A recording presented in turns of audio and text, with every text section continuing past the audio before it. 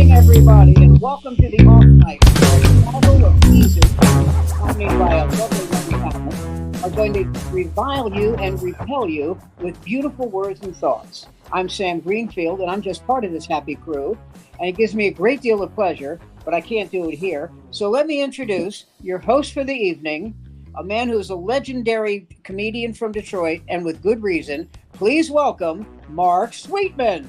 Hey, Sam, thank you very much. Let me bring the sound, or the music down, rather, not the sound. I want to keep the sound going here. It's the Off Night. It's episode number 203 of the Off Night. We've been doing this since April of 2020 when Seth Ressler, a local radio guy, got in touch with me and he said, let's go online because we can't go out anymore. And that's how it started. And we just kept it up every week, Monday night, usually Monday night. Let me explain why we're up here on Tuesday night this week. We have a live component of what we do here called the Unclub. And the Unclub was down when we started this screencast, but it was, I'm going to bring Sam back up with me here. There we go. Because I could hear you, Sam, so I want to be able to see it too. But anyway, we started this, and the Unclub was down because, obviously we started this during the pandemic. It's come back, and because I host that and host this, we've kind of combined the two. We have some of the same people on each.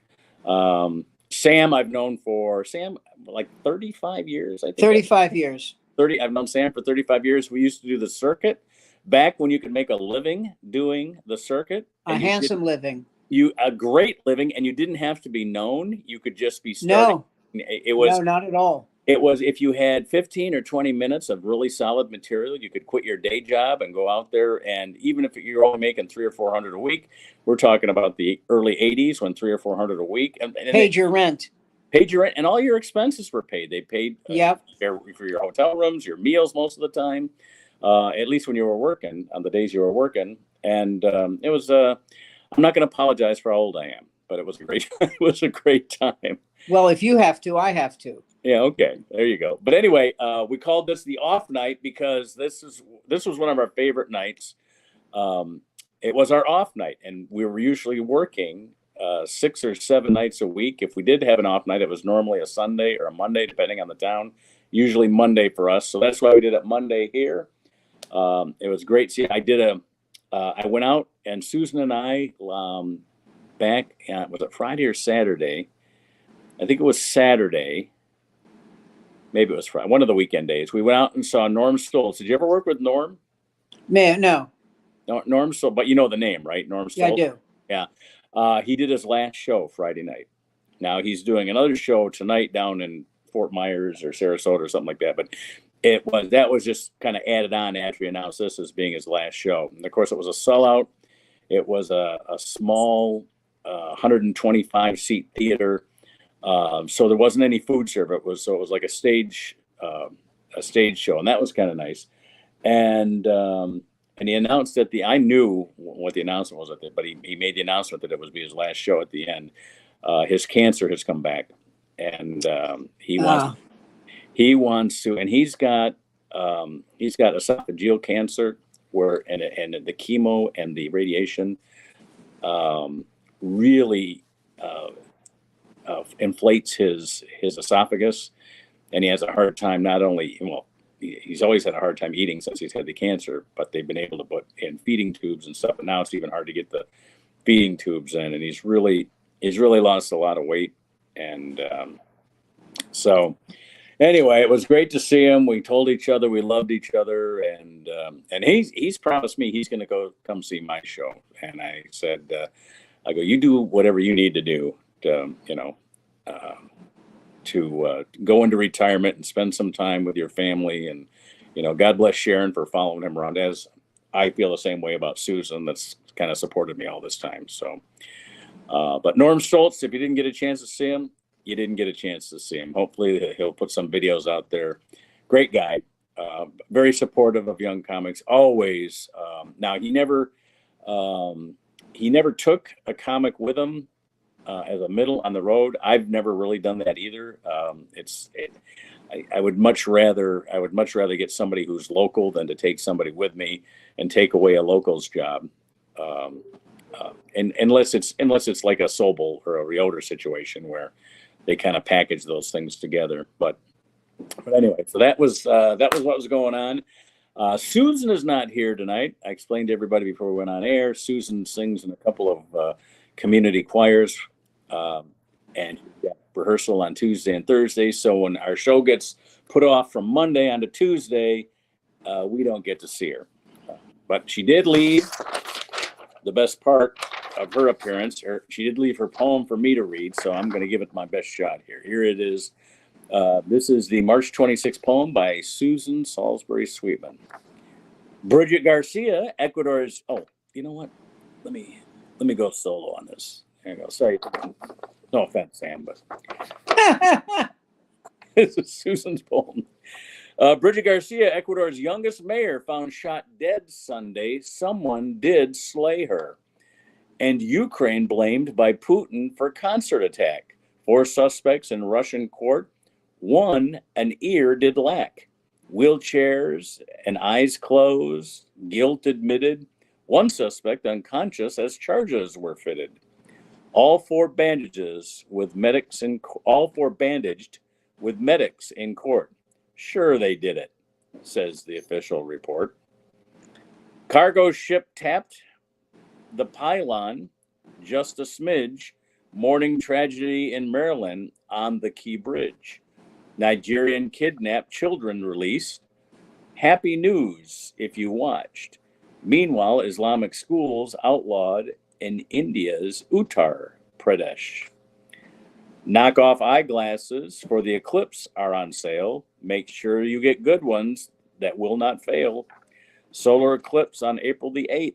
Check your eyewear. Don't be like former president and at the sun you will stare. The news goes on and never ends. That's Susan's Tuesday poem for our off night friends. There we go. Very nice. She writes a poem on the news headlines every week, and it serves as our somewhat agenda. We actually the last 3 or 4 weeks we've stuck to it pretty well, but sometimes we get off on our own personal mission. So let me bring Sam back out here. You know, I was watching Yale win that basketball game against Auburn. Uh-huh. And I thought of a joke. They asked this guy from Yale, last team I thought would say this, but that you had a great victory. And he goes, well, I have to thank the man upstairs, and I'm waiting for the announcer to go, so Jesus paid a part of this. No, my dorm director, the man upstairs. No. He said, Jesus, are you blind? My name is Cohen. Now, Sam Yes. Sam did the intro for the show tonight over our new theme music, and we'll let Jason talk about that. We haven't really talked about it. We've been playing it for the last few weeks, but we've gone through different iterations of our theme music. But usually, the guy who introduces us is our buddy Andy Jensen, and I'm going to add Andy to the show. Here he is. How's it going, Andy? Hey, thanks. I was just driving in from Lansing, dropping off some people, and I missed it by that much. You know what? I'm glad you stayed off because it sounded so bad in the car. And I hope I did you proud, Andy. You sound good now. You got good lighting tonight. This is great. Yeah. Doing fairly well. Yeah, I had a surrogate test, so a scientific test of my phone, and it has been my phone all along. Okay.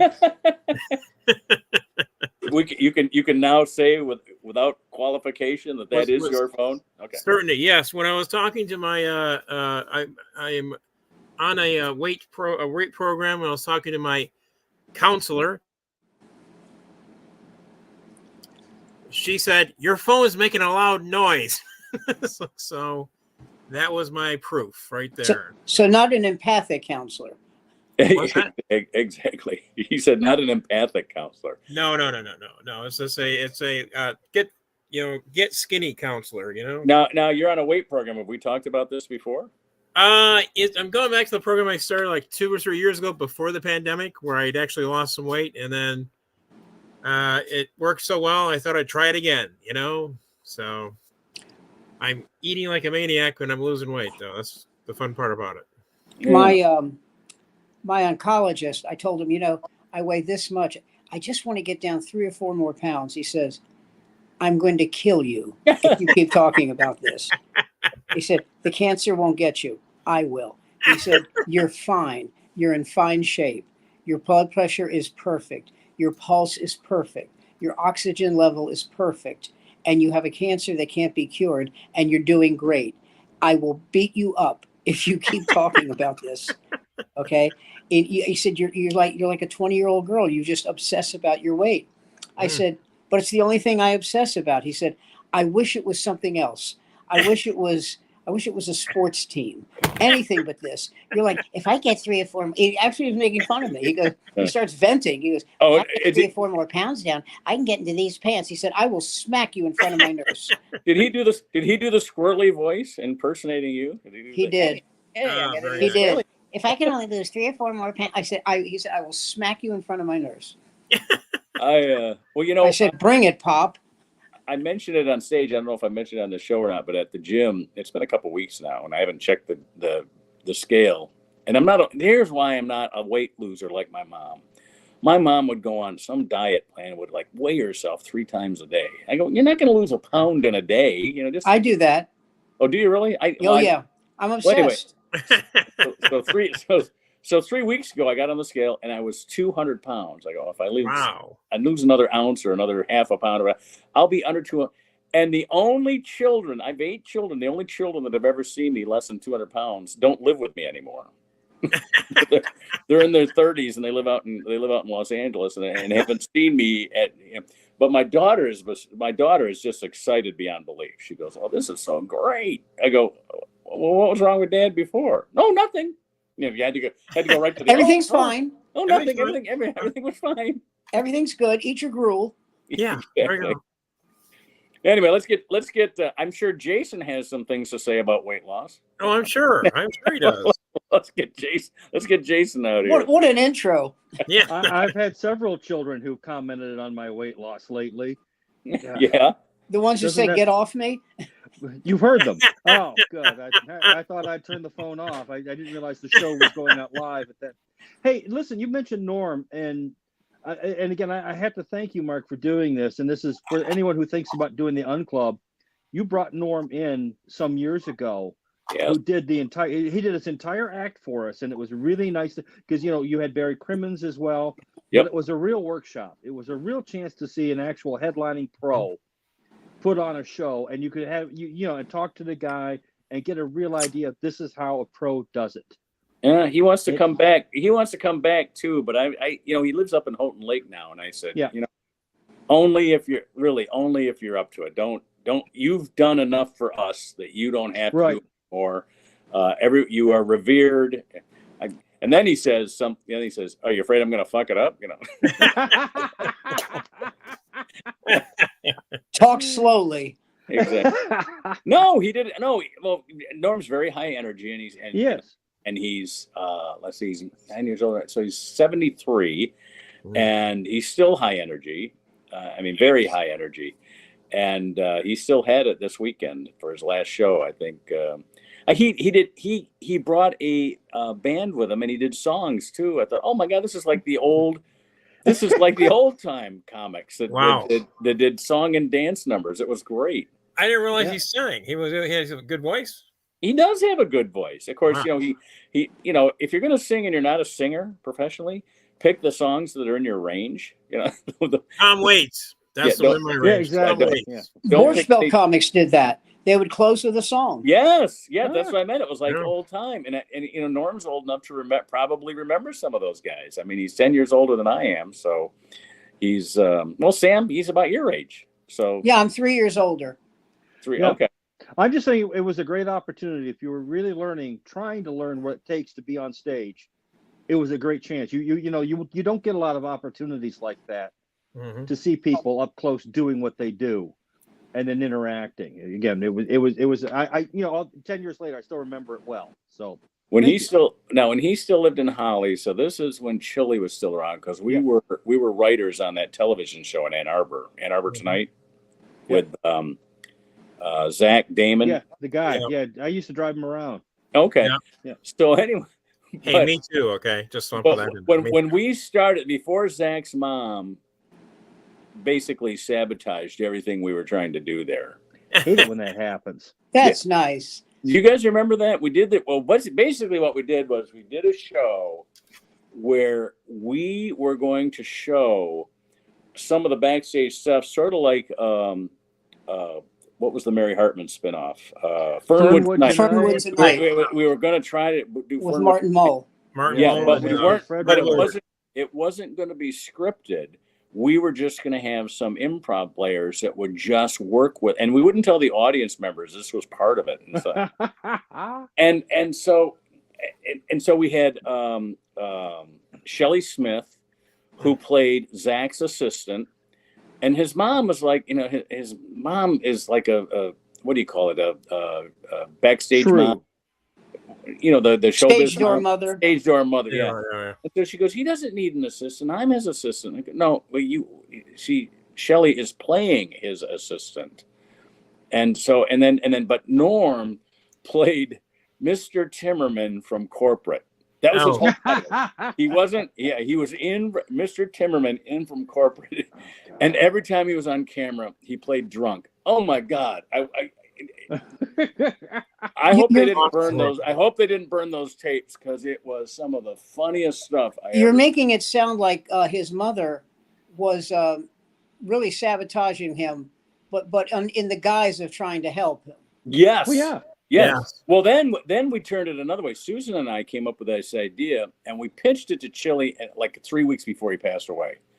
And he says, I'm going to go, because he was going to go talk to John Regi. You guys know John Regi? Oh, yeah. Sure do. Now, he was the showrunner for 30 Rock. Yeah. He says, I'm going to pitch that to him. Nicest guy in the world. Oh, super nice guy. But anyway, the idea was that we would bring the camera crews in there, and let's just film this and create the comedy from editing, and just have it be a reality show that only we know the people that we're sending in there aren't always real people. And so we'd tell, and we were debating on whether we would tell Zach or not, because we thought the real comedy would be in the editing of this thing. Anyway, but that all came from, no matter what happens, no matter what we tried to do to be funny, Zach's mom was always trying to prevent it from happening, because she thought it made him look silly.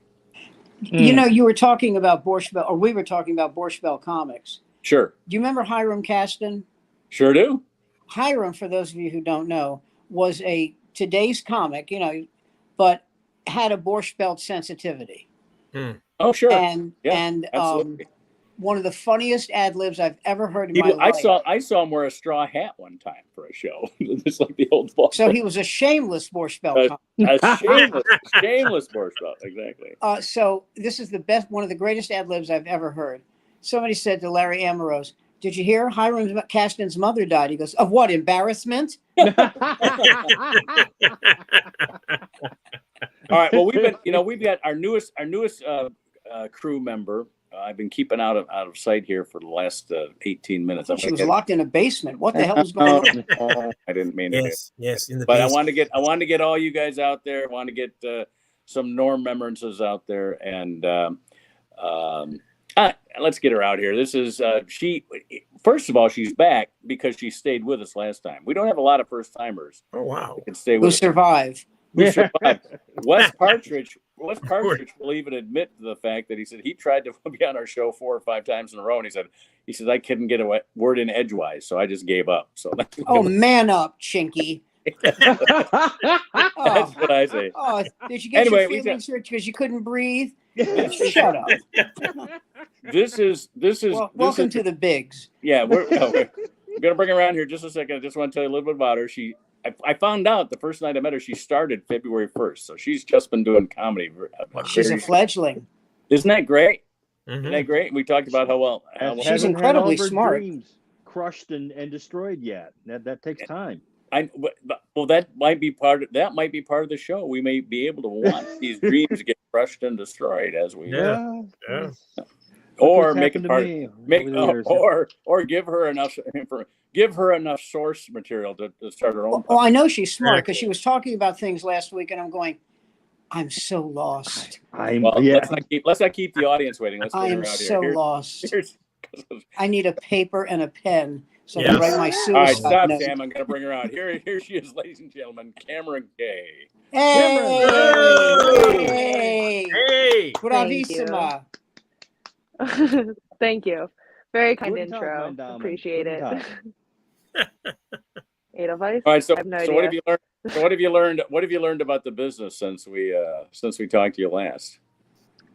Well, congratulations last night, right? The first ticketed show in a long time. I'm Yeah. sure from my perspective, it seemed very successful. I know I got food and drinks, and everybody was having a great time. Definitely filled up the place a lot more than you see on Sunday nights. So Oh, yeah. I guess that'll be happening again. I was talking to Tim today. We're going to do another one. In fact, I was talking to Claire. Have you met Claire yet? No, I don't think so. Claire's the bar manager. Yeah. And so everything's got to be cleared through her. Well, actually, everything has to be okayed by the owners. But we have her take it to the owners because when we ask them something, they go no. So we take it to Claire.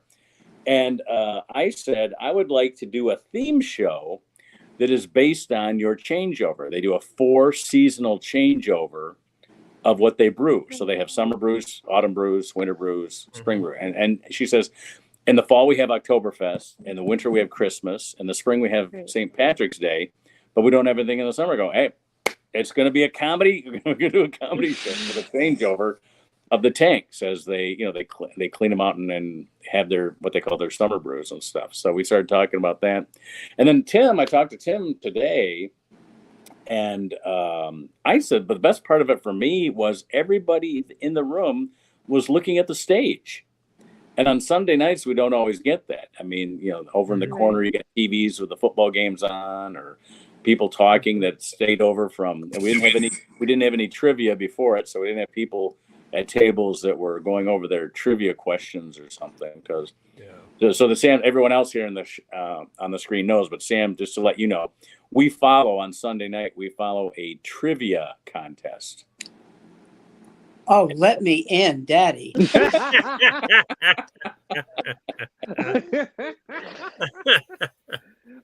But yeah, we'll probably do that again. I thought we picked 4 really good comics, and so Barbara won't play trivia with me at a bar. Why is that? Well, because after about 20 minutes, she goes, "Other people want to answer too." Keep it going. Well, they don't do it they don't do it like where you buzz in or anything like that. They have it. She has an app, I think, because she'll ask the questions. It'll go up on the screen, and then she'll be looking at her iPad, and then she'll say, "All right, we got 4 that have the right answer," and then she'll announce who it is. So I think they do it all on an online app or something. Some kind of modern shit, huh? Yeah, basically. Yeah. Basically, they didn't do that. They didn't do trivia in vaudeville. So, Sam may not know about it. Got it. I'll be okay. Well, it's good to hear by the the show way, went well last night. The show I didn't went go to see a band that was a Steely Dan tribute band Oh, wow. called Royal Scam. Oh, okay. They were great. They were, and to their credit, the musicians were wonderful. I mean, they had a pretty big sized band. They had a sax, they had 2 saxes, a trumpet, a drummer, a bass, a lead guitar. There's a pretty big sized band, a lead singer, and two backup singers. So that's a big sized band. Yeah. And but they were the only thing that always bothers me whenever I see a Steely Dan tribute band is they never sing the song I want to hear, because my favorite Steely Dan song is "Dirty Work." Yes. And and Donald Fagen didn't sing it. Well, that's Michael McDonald. They had another lead singer. This is very early in their lives, in their careers. It was from the album "Can't Buy a Thrill." Yeah. And he didn't sing it, so they don't play it. Who was that, Jason? I think it was Michael McDonald was brought in. No, No, it this is wasn't him? before Michael McDonald. Okay. He had a voice. He had a voice like this. times are hard. You're afraid to pay the fee. Yeah. It's like that. It's Wow. not a, you know, Yeah. it's not a times are hard, you know. It's Yeah, not this Michael McDonald, I'm trapped in a mine kind of voice. So Got it. No, you sound thought so that's- close to it that if you sing more than 5 seconds, we're gonna have to pay royalties. So keep it short. You know. Exactly. thank you very much. Leave it David- to our young and David Palmer. David Palmer. Okay. David David Palmer. Palmer. Uh-huh. But Yeah, that's in not fact- from the Palmer. That's from, well, it's not Robert Palmer. No, it's not Robert No, Palmer. no. Different No, Palmer. they had hired in. I believe Palmer was the one they hired in because Fagan wasn't that sure of his vocals yet. It was either him or Becker, but he wasn't that sure of singing on stage yet. So they brought this guy in, and he sang for them for like the first couple albums. No, I mean he was fine, but he doesn't have that sensibility that Fagan does. No. I mean, but Steely Dan was always sort of a studio project put together by like the best musicians. It's around. funny you should say that because whenever they won a Grammy, it was for best engineered album. Yeah, well, they sounded great. I mean, that one of their drummer, in fact, the guy who played drums on Ricky Don't Lose That Number was Jim Gordon, who has. Is he the one who just passed away? He's the one who passed away, who sadly went insane. But his credits Oh, that's include sad. he played on Good Vibrations. He played on Sonny and Cher's Beat Goes On. He played Gordon Lightfoot drums for Sundown. Glenn Campbell, Frank Zappa. He played the drums on Traffic's Low Spark of High Heel. So he was a Boys. total zero. Yeah, he played the drums on Kind of a long You're life. So for a- Vain. Kind of a long life for a drummer. He only had 15 years, and he unfortunately went completely because again of schizophrenia. He heard voices, and he killed his mom. Oh, and shit. then spent the rest of his life in a Californian mental institution. He was only sentenced to 15 years, but he ended up spending 38 years in. 38? He co-wrote Layla with Eric Clapton. Excuse me, did you say 38 years? 38 years, yeah. In an insane in a hospital from like 1983 until his death in. Jesus Christ! Yeah, he didn't want out.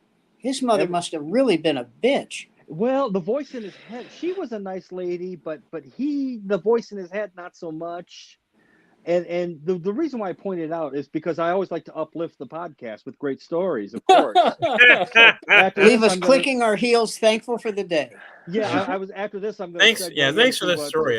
To Nagasaki the day after the forgotten days. Thanks, Jason. Next, we'll hear about Diane Linkletter's suicide. That's what I do. Yeah. Anne Frank, the last 10 minutes. And now Diane Linkletter's suicide. We'll go there for the Gaza Strip, and then we'll go over to the Ukraine. By the way, Art Linkletter was, for those you may not have known who this was, but he was a very famous talk show television host in the 60s and 50s. And his daughter, he said, took LSD and then committed suicide. Right. She never took LSD. Yeah, he said that to, I guess, for his own sense of loss, rationalize why she killed herself. She was a schizophrenic. Yeah. Right. But she never took LSD. Yeah. Look, I took LSD and I haven't jumped. So everybody just shut up. Right. Well, Jim Gordon died one of the richest people in the California penal system because he co-wrote Layla and played drums. Wow. He's also the guy who came up with the piano exit on Layla. So if you look up who owns Layla, it's written by Eric Clapton and Jim Gordon. Yeah. And he was a drummer? And he was a drummer primarily, but he could play other. But he was one of these savants who could play anything. And if you listen to the drums on "You're So Vain," they're incredible because, and that, by the way, that's recorded at the studio where at Abbey Road. Mick Jagger singing backup. You know what else he did? I'm sorry. I believe I'm right about this. He was the drummer on "Let the River Run" by Carly Simon. Yeah. I mean, Carly Simon's playing the same piano they played on "Let It Be." I mean, what time it must have been. Oh, Mick Jagger's coming in. He's going to sing backup for you. This is the piano where they did "Let It Be." Does he have his union card? Yeah, exactly. Yeah, are we paying him scale? He did all of this, and he also had time to be the commissioner in Gotham. That Yeah. too. Just Yeah, Commissioner That's Gordon. wow. Exactly. You know, Commissioner I mean, Gordon. so truly. Spotlights.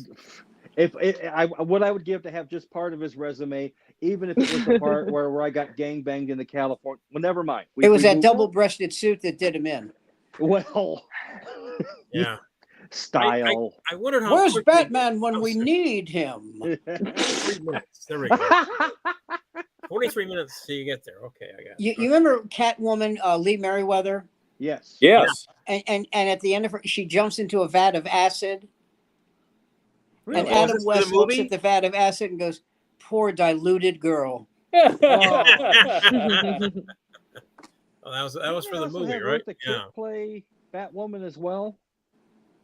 Say Remember- again. It wasn't Eartha Kitt also Eartha Kitt Batwoman? played it Eartha once. Eartha Kitt and Julie Oh, Newmar. Okay. Julie Newmar. Michelle Pfeiffer. Newmar. Julie Newmar. Newmar played her, Yeah. yeah. Yeah. And there were two Jokers too. Cesar Romero was one, and there was a Right. guy that played Joker, and I can't think of who it is now. Let me He also was the space cowboy. see. Good one there, Sam. Good one. Thank No one you. else got it, but I got it. Very, very old Joe. It's like so. Cameron, Really, I'm sorry. really old joke. Right. I know It's you all feel right. yourself aging. That's just okay. No, sitting no, here. that was a song. What was the guy's name? Steve Miller. Steve Miller did a song. Oh, the Steve Some Miller. people call me the space The cowboy. Some cowboy, people yeah. call me Yeah. the gangster of The love. joke. Love, yeah. That's where that came from. And the name of the right. song was "I'm a Joker, I'm a The smoker, Joker, I'm yeah. a midnight Yes. toker." Yeah. Right. Yes, Some yes. people It call was- me Maurice. I get it. That's There you go. exactly right. Hey, Right. good work. The pompous of- And, the pompous Homer of love. Simpson did a great singing I of knew that letting too, her you know? out of the basement for a few minutes and letting her have access to the internet was a good Right. idea. Woman's Last got to time- breathe. God damn it! Well, last time she was Right. blinking, "Please help me" with her eyes. You could tell there's I like, tell you- "Come save Oh. me." Dang it. You I was know, trying to how- be. This is how inconspicuous impressive. with This is it. how impressive Cameron is. She was born after Steve Miller was inducted into the Rock and Roll Hall of Fame, and she still knows the lyrics. All right, hold on for a minute. Let me get my cane. Yeah. It's all happening. So did you going to be seeing the Ghostbuster movie? No, is it No. any good? Who, Steve Miller? No. Well, Steve Miller's good, but I just wonder if anybody has seen the Ghostbuster movie. I Can I haven't tell seen you- this newest can I tell- installment. I saw the. I got to So tell you it's something pretty- about movies. I have a hard time making it to the end. I don't know if it's my attention span. I don't know if it's I have to go to the toilet every 45 minutes or something. But I just have a hard time making it through movies anymore. What I do, Well- because I have to drink 8 glasses of water, I'll have 2 glasses before I get to the movie. And then I'll make it up after I leave the movie because I don't want to walk out. Well, for me, it was always the type of movie I was watching, and you didn't want to necessarily not rewind. Otherwise, they kind of knew where you finished up. It was sort of a tell. Never. It was a different Yeah. film. Never. I Different era. I And watch now shows you're watching Right. four senior men and a young chick. I watched Killers of the Flower Moon and did not get up to go to the bathroom. Wow. Wow. Great movie. Wow. I do the The same. lady- And normally, that's the kind of movie where I'm looking at my watch every 22 minutes. That movie just mesmerized me. was Robert the De new Niro's actress? performance. I know they gave it to Downey, but Robert De Niro's performance. One of the reasons he didn't get it, he's already won 2 Oscars. Yeah. I absolutely believe that's part of the reason De Niro didn't get it. Yeah, But he was amazing. But Robert Downey Jr. was absolutely knocked down perfect as Strauss. Well, in- that's in kind of Oppenheimer. like I did. that's kind of like what's her name, Emma Stone. Yeah. She wasn't the favorite, but her performance was incredible It was such a difficult performance. It's such a difficult character to do, and she had because to of do the all. transitions she made. Yeah, it was like it was like King Lear. It's like because she had to go through all these. Oh, good. transitions. Yeah. Because Yeah, she I went see from that. like one personality literally to another, Yeah, in the same shot sometimes. By the was way, the best line in that movie, and it's not close, is when she attacks a nun and the nun says, "We have to do something about her. She grabbed my hairy business." Ah! Yeah, that was- Harry I was waiting for Business someone might in the audience to go, "What does that mean?" So I could smack them with my popcorn bottle. Oh my God, that's my new grinder name. That- Wow, I like Hairy that. business. Yes, absolutely. It's Well, it's shaving not Steely Dan, but No. Well, Steely Dan would be inappropriate for those of us who understand what the reference actually meant. Steely Dan. Oh yes. Yeah. But a lot of folks don't. And whatever. This is a family show, a Manson family show. Well, it's not Nevertheless, that big a deal. It's very well, Family. means a dildo. hey guys, who was the lady who played the lead in Killers of the Flower Moon? Because she had subtleties in that performance. That The was lead, really the lead off the chart. actress, Yeah, the new girl. She's Lily Starfire, is that her name? Lily. The Native American woman. Yes. yeah. Lily. I think it's I Lily. can't remember. Lily Gladstone. Gladstone. That's it. Lily Gladstone. No, she really had some beautiful little subtleties in her performance. That I thought was amazing. Well, it's funny. We talk about her, and because she's a Native American, and this is our own prejudice, not an evil prejudice, and we think, wow, she's so new to the industry. Right. She's and you hear her talking in interviews. Well, I was talking to Spielberg, and I said, Steve, yeah, she's been around. Okay, he's not like, gosh, is this a camera? She's doing fine. Well, Everybody else I know named Gladstone is Jewish and in show business. So I mean, Or they're the British Prime Minister. For British Yeah. Prime There- Minister, that's- exactly. Yeah, as Disraeli Gladstone said, versus Disraeli. There you go. All right. There you go. Disraeli said a tragedy is Gladstone falling into the Thames. A catastrophe is him clawing his way out. there you go. Winston Churchill was talking about a member of Parliament. He said, "There, but for the grace of God, goes God." Clement Attlee, he said, yes, an empty taxi cab pulls up to Parliament and Clement Attlee steps out. He did they did a thing on National Lampoon. The famous Winston Churchill line, if you were my husband, I would feed you poison. I would put and poison. if you were my wife, I would drink it. Drink it. Lady Astor, And they did a thing, the wit and wisdom of Winston Churchill. And this is a National Lampoon when it was a great magazine. And it shows Winston Churchill superimposed giving the viewer the finger. And he says, and so it says, Lady Astor once said to Winston Churchill, Winston, if you were my husband, I would feed you poison. Winston, cocking a haughty eyebrow, said, bite my ass, you miserable bitch. just out of nowhere.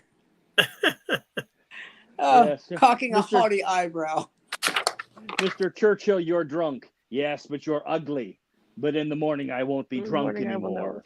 In the morning, I'll be sober. Yes, in the morning, I'll be sober. You'll still be ugly. Sorry, the one with from long dead that prime National ministers. Lampoon did one of their fake commercials. It shows a Volkswagen Yes. in a lake up Yeah. through the window, and it says, "If Teddy Kennedy had been driving a Volkswagen, he'd be president today." Yeah.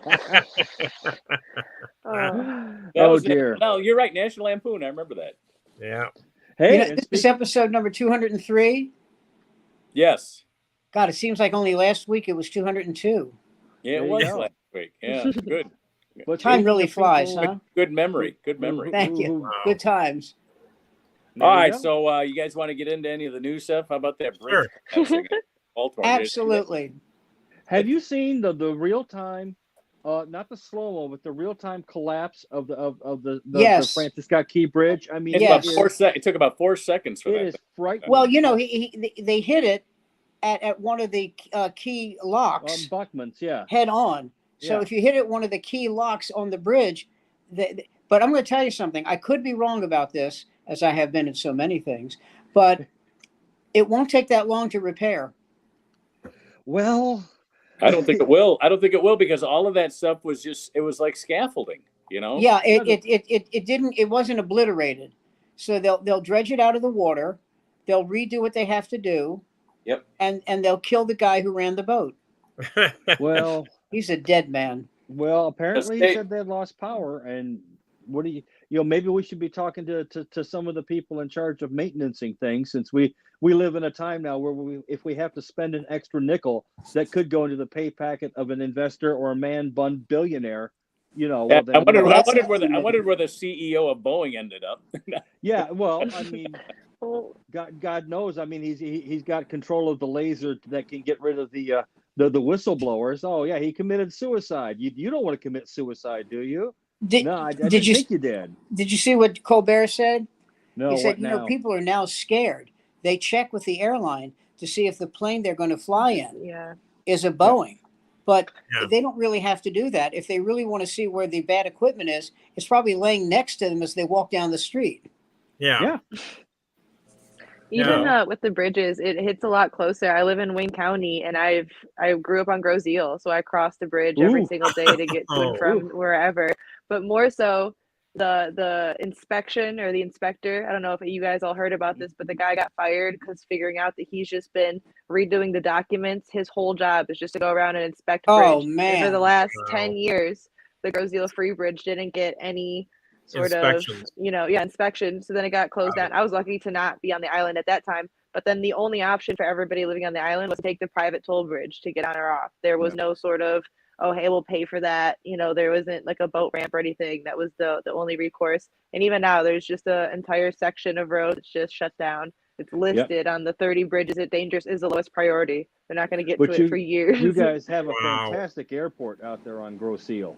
Love the airport. I'm serious. That's where I learned how to do instrument approaches. That's one of the places I did instrument approaches. And it used to be a training field during World War II. The Navy base? Yes. Yeah. Yeah. I've heard a lot of people have talked about all this stuff out there. I've heard, and there's a sweet museum down at the airport that kind of goes over and shows a lot of that. That's what I can talk about. Oh yeah, I went to that museum. I know exactly what you're talking about. I saw the plaque about that. You're right. Grosse Ile. Well, that island. Yeah. We got David Lesniewski is from Grosse Ile. Do you know David? Yeah. Well, I've only met him through comedy. I know that we've talked about that, but I don't think I met him much before. But we've bonded about the shitty bridges and how terrible it is. Is that the actual name of the bridge? It is. Yes. Shitty Bridge. Yeah. The Shitty Bridge. I think that's what the locals call it because they have another bridge that's a toll bridge. Yeah, it's literally that's the two names. You've got the toll bridge and the free bridge. That's it. Wow. So what? How much is a toll? So originally, when I first growing up, was $2. Actually, I remember at one point it was only $1.50. Then it was $2, and it was $2.50, and now at this day it's $3.50, and that's all been within the last 10 years. It raised from $2.50 to $3.50 for no reason. If you pay with credit card, I think it's $4 now. Wow. Or if you know the flight speed of an unladen swallow, African or European, you know both. Monty Python. Wait, are you suggesting that coconuts migrate? I have. Hey, Cameron, serious question. They carry it in a line between two. They can do it. This is somewhat condescending. It's not meant to be, but oh no, us older folks talk about the younger people. They're a little more sensitive. Blah blah. What do you think? I mean, you're there. I'm not. I'm decades. All on you, Cameron. Everything now. You're yeah. I mean, are we more sensitive? You are representing a whole generation. So I just need to know. No, I'm serious. Do you think it's on you, Cameron? Yeah. Do you think that modern younger audiences are overly sensitive, or what is your opinion on this thing? I think what it is that the younger generation will have a boldness because unlike previous generations, there will always be a spot thanks to the internet for people to fit in. If you have such a niche point of view, you want to be a furry, something that in your hometown growing up you could never do, but now you can go to a convention, you can find a group of people in a chat room right now that's thousands of people, and you can be accepted like that. So the fact that you'll go out to public and somebody will say, oh well, I don't want to use your pronouns, oh I don't believe in that, I don't give a fuck what I can go online, I know I'm accepted, I know I have a community. So I think that they're just a lot more bold about it, and that's something that because people previously just didn't have that sense of community. It is so easy to find right now, or just so easy to, like I said, be accepted or feel accepted if you surround yourself with like-minded people, which is just easy to do on the internet. So there's one of the things I always hear about people from your generation is sorry. No, it's not a bad thing. Is that generations before you, they could afford to buy a house. They could afford to buy a house, have a family. Not that you want one, but if you did, could have a family, buy a house, buy a car, And those things, especially a house, is out of reach for a lot of people of your age. Is that something you think about at all? Yeah, I mean, there's definitely just a huge discrepancy. It's something where, like, we want to talk about inflation or we want to say that, but I feel like I'm aware, at least, that it's corporate profit, it's corporate greed. You know, that's where inflation is really coming from more than anything else, to a degree. I mean, there are certain things and everything, but the price of tuition, right, is insane. The price of housing It's is a insane. sin. The fact It's a sin. The fact that we have to argue about minimum wage has always been a big one for me, because and an occasional newbie. I'm sorry, I just saw that at the bottom. That's great. But the minimum wage just supposed to be living wage. If you work 40 hours, you should be able to afford housing. Can you do that for $750 federally in any state? No. You know, not like it, not livable whatsoever. So that's what it should be, and it is just impossible right now. What amazes me is that when you think of the corporate greed, people like Zuckerberg and people like that, I always imagine them having their foot on someone's neck. Yeah. And you hear somebody going, and they're going, I don't hear anything. Do you hear something? I don't hear anything. Because that's their whole attitude. It's I got mine. Yeah. Right. I got mine. And and I always think of Zuckerberg because he literally looks like the lost and found, is where his soul should be. Well, it's only a matter of time before he rips off the Zuckerberg suit and starts eating senators live on TV. And people are going to be like, well, yes, of course he's eating. He just ate Elizabeth Warren. Well, we knew he was an alien. It was just, it just took us this long to figure it out. Daryl Hammond used to do this line about H. Ross Perot. And he said, I always have this feeling that one day he's going to rip off his mask and you're going to see a lizard going, fool! Yeah. It's it's funny you mentioned the furry thing, because I saw some lady, or I don't know if it's a lady, I saw someone with a sticker on their car that said, all my kids have paws. And I'm thinking, so all my kids have what? Paws. No, that's so just a fur mom. Yeah, I was like, no. That's not. That's no, I was driving at a furry convention. I'm sorry. Did you say claws? Like claws? Paws. She simply, I think what she's meaning is that her children are four-legged creatures. Yeah. I'm of course deliberate, because really this is the soul of comedy when you have to. Let me ask her a question. Right. When those kids are 10 years old, you still have to wipe their shit up, right? Thank you. Good night. Yeah. Thank you. Well, my mom was saying the same thing about me when I was 10. That and yeah, also, but you wanted to. Well, I did give her extra money when she'd ask me things like, who fed Fatso, and who fed Fatso? Oh my God! You're right. Best name for a band I've ever heard in my life. and then she'd shoot treats at me with a wrist rocket. Who like, hey, what a jelly bean? That takes the place of Death Cab for Cutie. Oh. Hey. Hey, that's what it is to have a hillbilly mother. I mean, man, you get a certain amount of honesty that normally one doesn't necessarily come up with. I've noticed in other families. Our house was the house where everyone went to have fun, but yet the rest of the neighborhood would assiduously avoid all the. But I grew up in a perfect 1970s David Lynchian times where. My dad worked in the factory, and we lived in a neighborhood full of U of M faculty, and they would look down on us until one of them was at a swingers party, and the wife ended up stabbing the husband because she didn't want to have group sex. Oh, good times. Yeah, I mean, and I lived right down the street from the guitarists and the bassists were the Stooges, and there you go. Yeah, I mean, it was an interesting, and the reason why I asked Cameron, because, I sort of come from sort of that punk rock, late 70s, early 80s, where, again, being transgressive was the environment we were steeped in. And nowadays I look around and I'm like, I don't know if I see much of it. I mean, Ann Arbor used to be kind of a home of that sort of thing. But then again, people are still people. Young people are still young people. And I still think they're still going to see through a lot of the bullshit. I think they're more mature than they were at my age. Well, when I was their age. I think they're more mature. So much younger. I think they're smarter than I was at their age. Yeah. I mean, I would hope so, with the amount of how easy information is accessible. Yeah, it's out there. Just say it, all right? They're more informed. Yes, that's it. Yeah, actually, yes. You can talk to a person on the other side of the world in 4 seconds, where we'd have to write somebody. Or I've got 4 children older than Cameron and 4 children younger than Cameron. Oh dear. And, she's a good divider. I've got I've got a children niece older who's- than Cameron, And too. Sam has a daughter the same age as Cameron. So Yeah.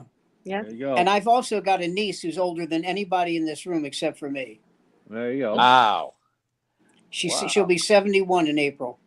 Wow. But you got to Wow. remember, I have my sister, who was her mother, who was I miss her so much. She was a wonderful woman. Would be 95 if she was alive. I have a brother who, if he was alive, would be 97. I have Damn.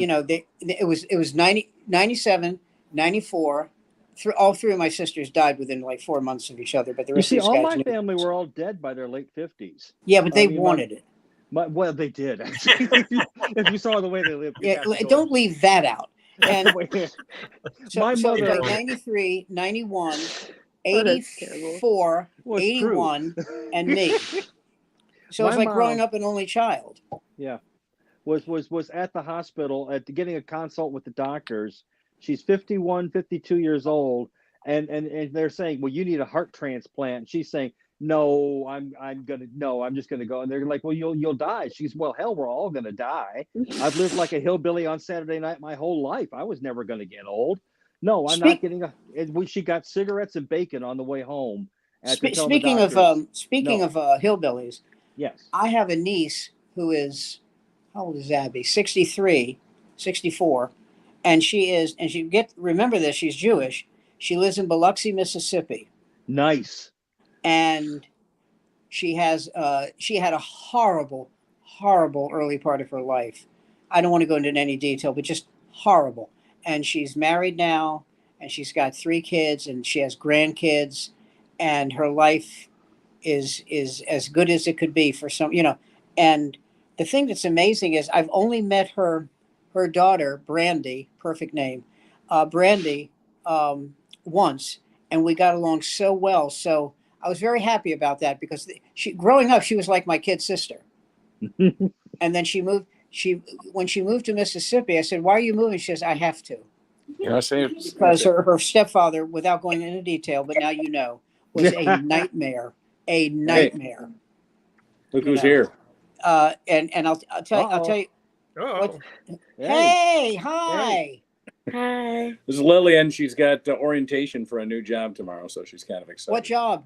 Good luck. Crew member at McDonald's. Everybody's There you first go. job. cool. Period. Hey, Grab a don't bucket smoke and weed. mop. Everybody's first job. Don't smoke weed before you go to work. I was Oh, no, driving I- next I- to somebody today at a McDonald's. She was smoking weed. I'm going like, really? You smell? How do you get it to work and smell like a pile of weed? Like, And why are you eating my entree? It explains a lot of why I get these weird sandwiches made at McDonald's. It's When I worked at McDonald's, I got so tired of the normal food. I would eat a filet of fish with a double cheeseburger There you with go. tartar sauce and There you go. ketchup. There you go. wow. There you go. I mean, now I used weigh to work at 11,400 pounds. No, you don't. No, you don't. No, I don't. I used to work at Arby's. We would never think about being on drugs to go in there because there's so many sharp things you could hurt yourself on. When they had knives, sharp knives, they had to do that slicer thing. You Yeah, mean like that this? Something like that. We had the You know how I got that? You get a slice of beef, you get a slice of Cindy, the coworker too. It's like, You know how I got that? I was taking a pop top soup can off the top, and it sliced my finger. And unfortunately, I take blood thinners, so it never stopped. Oh dear. oh my god. So I'm just not going to be convinced that some place where the slogan is "We have the meats" doesn't involve weed whatsoever. yeah. Or any Well, the sort of thing drug. is, what they should do is we have the meat, and there should be a question mark. Yeah. You and It's and I know you response to guys- "Where's the beef?" Right? Isn't that supposed Right, to be that's the point? exactly. Yeah, Yeah. right. And We what have you the people beef. don't know We is have that the in meat. the 80s there were several adult themed movies where the "We Have the Beef" theme was explored deeply, repeatedly, often. Do you remember that woman's Oof. name? Clara? For Clara research Peller. purposes. Clara Oh Peller, Jesus! Claire, That's what? the old lady. That's the Peller. old lady. Peller. Not talking about the porn thing that he keeps talking about. The old lady. No, yeah, no. Where's the Oh, beef? I thought you just were like, oh, that porn. Yeah, her name. No, well, Look her that- up. no, You know who the she porn I was- reminded me of was Marge Schott. Yes. Boy, Yeah. wasn't Mark she Schott America's was sweetheart? the owner of the Cincinnati Reds baseball team. With her big doggy and Schott- Yeah. her dead Schott- And she husband. allowed the dog to take craps out on the field. So they Yeah. told her, no, you can't do that. Who was the lady who ended up owning the Rams after her husband mysteriously Joan drowned?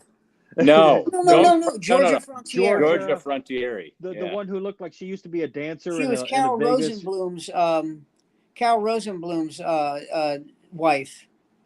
And she Really? woke up one day and said, wait, I'm married to a Jew? What? No, that can't be. Yeah, How'd that and he, you know how he died? Hmm. I hope you get this inference. He drowned. Another one who drowned, huh? All right. Yeah. There you go. It's Yeah. easier, however, to drown when there's a 300-pound weight on your chest. Oh, you're talking to a 310-pound man. I know exactly what you're talking Exactly. about. You know. And now that I notice my hair looks like Rip Taylor did my hair while I was getting cornholed by the Tiger King. And this is really... Wow, you weave a romantic tale. I like to make it This pretty, as paints a you said beautiful- before, yeah. Sam. Yeah, Some beautiful imagery. We're here for the kids. Who did I meet? Do you know who Rip Taylor is, Cameron? I was more just about the Tiger King. Well, they're very Rip Taylor was similar. like a Borscht Bell comic from the 60s, 70s. Very over the top. He'd throw confetti on the audience, all that kind of thing. Right. Very effeminate. Very Yeah. effeminate. So when I met him, this is what he says to me. I go, "Hi, how you doing?" He goes, "Do you say fuck? If you say fuck, I can't use you in my act." I went, "We're not working together. I have no idea what you're talking about." Well, if we ever do, I said, "Here, let me write that down. Never work for Rip Taylor ever." He came into the improv. He came into the improv one time when I was emceeing. It was It was a treat, that's for sure. It was like one of those things. You've been to the improv, right? You know what that room is like. Sure. So the one on Melrose. Yeah. Yeah. So But super high energy. Oh, he was high energy. But the thing is, he goes in and he looks around and he's trying to decide whether he wants to go in or not. And Rip Taylor had the name, and we had a lot of guys like that where Bud and Mark would say, "All right, if Rip wants to go up, just let him give him a spot," you know. And somebody else would get bumped out, and because he was well known. Yeah. Well, the thing at the improv was they'd always pay you if you got bumped, so a lot of guys didn't matter. Well, that was nice. Yeah. So, Rip would pay for a lot of guys. So Rip goes up. He looks around. He goes, "You think I should go up?" I said, "The room will be packed if you go up there." He goes, "It's not packed now." I go, "Trust me, the room will be packed." So I bring him up on stage. I go down the hallway to the kitchen, to the dining room in front, and I go, "Rip Taylor's on stage." Boom! Every comic in the front is just like racing, running down the hallway. running to see him. And every seat was packed. It was all comics, and they all loved it. It was just such Super a Well, you know, high energy. the first time I ever worked at the Improv, it almost made me want to quit the business, because virtually every person in the audience was a male model or female model. And they were looking at me, and I wasn't the only one who suffered this. And they were the worst. Looking at the comics like this. Yeah, and those good-looking actors, actresses, and models, they were the worst laughers. Oh, they did not know what was funny. No, they did an ISO for sense of humor. Oh, they had no. You know, a girl came up to me after the show and she went, "Are you funny?" Yeah. And I said, "Are you pretty?" She goes, "Yes." Then I'm funny. Yeah. There you go. She goes, "I don't get that." I go, "Exactly." Well, the best things about the rooms on Sunset and Santa Monica and Melrose and that, Right. West Hollywood area, was that they were tourist places. And when you got a bunch of people in from Middle America, those were the best audience. They were so happy to be there. Absolutely. They were thrilled to be in LA. They assumed they were going to be seeing creme de la creme. As a rule, they were. I'll tell you something else I learned. And I tell you what, at the Comedy Store, the nicest people, the nicest comics you met were the ones standing outside who were never going to get on. Yeah. They were so nice. And I thought, God, you guys are so nice. Oh my God, it's that time. Mark's pushing. Oh, is it time? Again. Oh, yeah. That's my wife calling me, asking me why I'm still on the show. Was All that right. Well, my harmonica? what's No, that? it's 9 o'clock. Oh, actually, you know what? I got 24 seconds to get out of here. So let's do that. Thanks for joining us, everyone. Let me get our outro music up here. That's always fun. Thank you, Cameron. Thank you, Cameron, Cameron. thanks for coming. Oh, Thanks for coming. It was guys. great. No, Don't be a always stranger. happy to- yeah, I have a lot of fun on here. Yeah. It's like going Anyway, to the we're here. I have a old lot of folks' fun home without the explaining shit to smell. you. Yeah, Yeah, right. it was- when I can.